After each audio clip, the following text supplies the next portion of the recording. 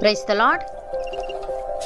ఈరోజు దేవుని వాగ్దానము, మనము క్రీస్తు శరీరమునకు అవయవములమై ఉన్నాము గనుక అలాగే క్రీస్తు కూడా సంఘమును పోషించి సంరక్షించుచున్నాడు. ఎఫెసీలకు రాసిన పత్రిక 5వ అధ్యాయము 30వ వచనము. సహోదరి సహోదరులారా, పై వచనంలో పౌలు క్రీస్తు మరియు సంఘం మధ్య సంబంధాన్ని భార్యాభర్తల సంబంధంతో పోల్చాడు. క్రీస్తు మరియు అతని శిష్యుల మధ్య లోతైన మరియు సన్నిహిత సంబంధాన్ని వివరించడానికి అతడు వివాహం యొక్క ఉదాహరణను ఉపయోగించాడు. ఈ వచనంలో క్రీస్తుతో విశ్వాసుల ఐక్యత మరియు ఏకత్వాన్ని నొక్కి చెప్తున్నాడు. మనం క్రీస్తు శరీరంలో భాగమని చెప్పడం ద్వారా పౌలు క్రీస్తు మరియు ఆయన శిష్యుల మధ్య ఉన్న లోతైన ఆధ్యాత్మిక బంధాన్ని గుర్తు చేస్తున్నాడు. విశ్వాసులు ప్రతి ఒక్కరూ యేసుక్రీస్తు శరీరానికి అవయవములై ఉన్నారు. అనగా ప్రతి విశ్వాసి క్రీస్తు శరీరంలో ఒక భాగం, అనగా సంఘంలో ఒక పాత్ర కలిగి ఉన్నారు. మనం శరీరంలో చేతులు, కాళ్ళు, కళ్ళు, చెవులు వేరువేరు విధాలుగా పనిచేస్తాయి. అవన్నీ కలిసి ఒకే శరీరాన్ని రూపొందిస్తాయి. అదేవిధంగా దేవునిలో ప్రతి ఒక్కరూ ఏదో ఒక విధంగా సేవ చేయడానికి నియమించబడ్డారు. ఒకరు బోధించడానికైతే, ఒకరు సహాయం చేయడానికి, ఒకరు ప్రార్థించడానికైతే, ఒకరు కీర్తనలు పాడడానికి. ఇలా ప్రతి విశ్వాసి ఆ శరీరానికి భాగస్వాములు అవుతారు. అలాగే క్రీస్తు కూడా సంఘమును పోషించి సంరక్షించుచున్నాడని వ్రాయబడింది. అనగా ఆధ్యాత్మిక ఆహారం ఇవ్వడం, శరీరపరమైన మరియు ఆత్మపరమైన ప్రమాదాల నుండి రక్షించడం, శత్రువుల నుండి కాపాడడం, ప్రలోభాలకి దూరంగా ఉంచడం, మనలను పరిపక్వతలోనికి నడిపించడం లాంటివి ఆయన చేస్తున్నాడు. ఒక తండ్రి తన పిల్లలపై ఎంతో ప్రేమ చూపిస్తాడు.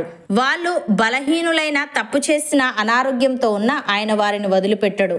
అలాగే క్రీస్తు మనల్ని విశ్వాసంలో బలంగా నిలబెట్టడానికి నిరంతరం కృషి చేస్తాడు. క్రీస్తు సంఘమును పోషించి సంరక్షించుచున్నాడనే ఈ మాట ఆయన ప్రేమను సూచిస్తుంది. ఆయన ప్రేమిస్తున్నానని చెప్పి ఊరకుండేవాడు కాదు, ఆయన ప్రేమను క్రియలో చూపించేవాడు. అందుకే ఆయన మనల్ని ప్రేమిస్తున్నానని చెప్పి మన కొరకు ఈ లోకానికి వచ్చి తనను తానే మన కోసం అర్పించుకున్నాడు. ఇప్పుడు ఆయన తన సంఘాన్ని కూడా సంరక్షించి పోషిస్తున్నాడు. సంఘము అనే ఆయన శరీరమునకు మనమే అవయవములమై ఉన్నాము.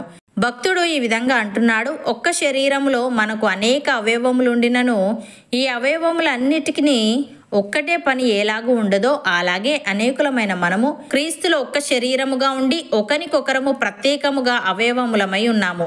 మనకు అనుగ్రహింపబడిన కృప చొప్పున వెవ్వేరు కృపావరములు కలిగిన వారమై ఉన్నాము గనుక ప్రవచన వరమైతే విశ్వాస పరిమాణము చొప్పున ప్రవచింతము, పరిచర్య అయితే పరిచర్యలోను, బోధించువాడైతే బోధించుటలోను, హెచ్చరించువాడైతే హెచ్చరించుటలోను పని కలిగి ఉందము. పంచిపెట్టువాడు శుద్ధ మనస్సుతోనూ, పై విచారణ చేయువాడు జాగ్రత్తతోనూ, కరుణించువాడు సంతోషముతోనూ పని జరిగింపవలెను. మీ ప్రేమ నిష్కపటమైనదై ఉండవలెను. చెడ్డదానిని అసహించుకొని మంచిదానిని హత్తుకొని ఉండుడి అని. సహోదరి సహోదరులారా, మీ దేహములు క్రీస్తునకు అవయవములై ఉన్నవని మీరెరుగరా? నేను క్రీస్తు యొక్క అవయవములను తీసుకొని వేశ్య యొక్క అవయవములుగా చేయుదునా? అదెంత మాత్రమును తగదు. వేశ్యతో కలుసుకునివాడు దానితో ఏకదేహమై ఉన్నాడని మీరెరుగరా? వారిద్దరూ ఏక శరీరమై ఉందురు అని మోషే చెప్పుచున్నాడు గదా. అటువలే ప్రభుతో కలుసుకునివాడు ఆయనతో ఏకాత్మయ్యి ఉన్నాడు. జారత్వమునకు దూరముగా పారిపోవుడి. మనుష్యుడు చేయు ప్రతి పాపమును దేహమునకు వెలుపల ఉన్నది గాని జారత్వము చేయువాడు తన సొంత శరీరమునకు హానికరముగా పాపము చేయుచున్నాడు. మీ దేహము దేవుని వలన మీకు అనుగ్రహింపబడి మీలోనున్న పరిశుద్ధాత్మకు ఆలయమై ఉన్నదని మీరు ఎరుగరా? మీరు మీ సొత్తు కారు, విలువపెట్టి కొనబడిన వారు గనుక మీ దేహముతో దేవుని మహిమపరచుడి. అవును అన్నవారు నాతో పాటు ప్రార్థనలో ఏకీభవించండి. పరిశుద్ధుడా, ప్రేమగల తండ్రి, మేము క్రీస్తు శరీరమునకు అవయవములై ఉన్నామని, అలాగే క్రీస్తు కూడా సంఘమును పోషించి సంరక్షించుచున్నాడని, క్రీస్తు మమ్మల్ని విశ్వాసంలో బలంగా నిలబెట్టడానికి నిరంతరం కృషి చేస్తాడని నీవు తెలియజేశావు. తండ్రి, నీకు స్తుతులు.